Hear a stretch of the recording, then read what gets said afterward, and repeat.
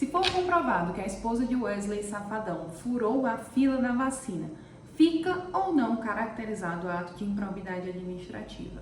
Bom, antes de começar a debater um pouco o tema, vamos contextualizar aqui a situação. Ontem saiu em diversos meios de mídia que a esposa de Wesley Safadão tomou a vacina contra a Covid-19, mesmo não estando agendada. Quando procurada, a assessoria de imprensa dela falou que ela tomou as doses da sangria, ou seja, são aquelas doses remanescentes que sobram e não podem voltar a ser refrigeradas. Então, eles dão para quem estiver no local. Contudo, a Prefeitura de Fortaleza informou que não existe um projeto para isso, nem há autorização para tal.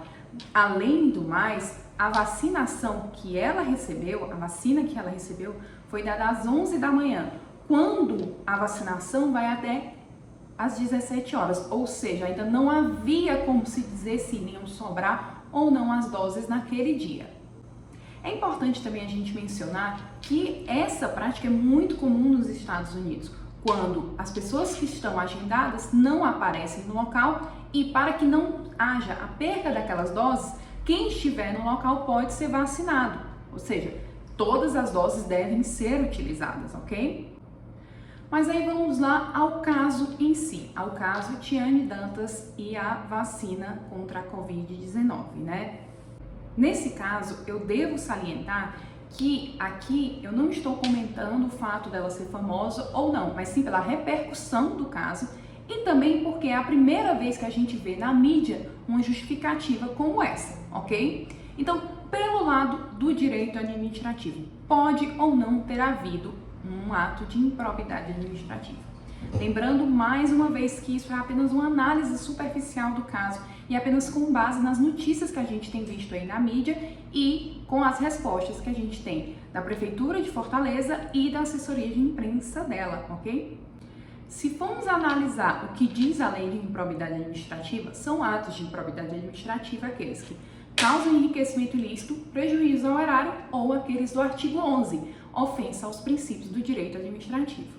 Nesse caso, eu não vejo de forma preliminar prejuízo ao erário ou enriquecimento ilícito, porque quando a gente fala em prejuízo ao erário e enriquecimento ilícito, a gente está vendo aí um valor, uma quantidade, um somatório em dinheiro, ok?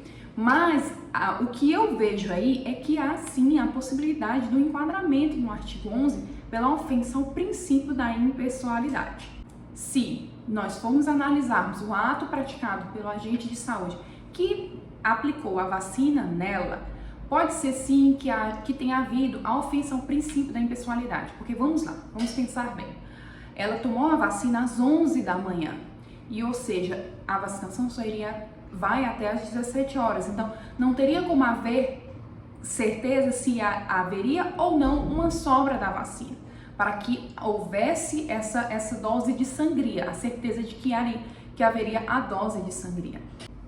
Será necessário, nesse caso, que a agente de saúde esclareça o porquê que aplicou a dose em Tiane Dantas e também o porquê não esperou até o horário final da vacinação para ter certeza se iria ou não sobrar a dose. A verdade é que só o tempo vai poder dizer. E então, se for configurado que Tiane furou a fila da vacina, nesse caso, pode sim a agente de saúde responder por ato de improbidade administrativa na forma do artigo 11, ou seja, a ofensa ao princípio da impessoalidade, já que ela deve explicar o porquê que Tiane foi a escolhida, ok? E em relação ao particular, ou seja, Tiane Dantas pode responder por improbidade administrativa?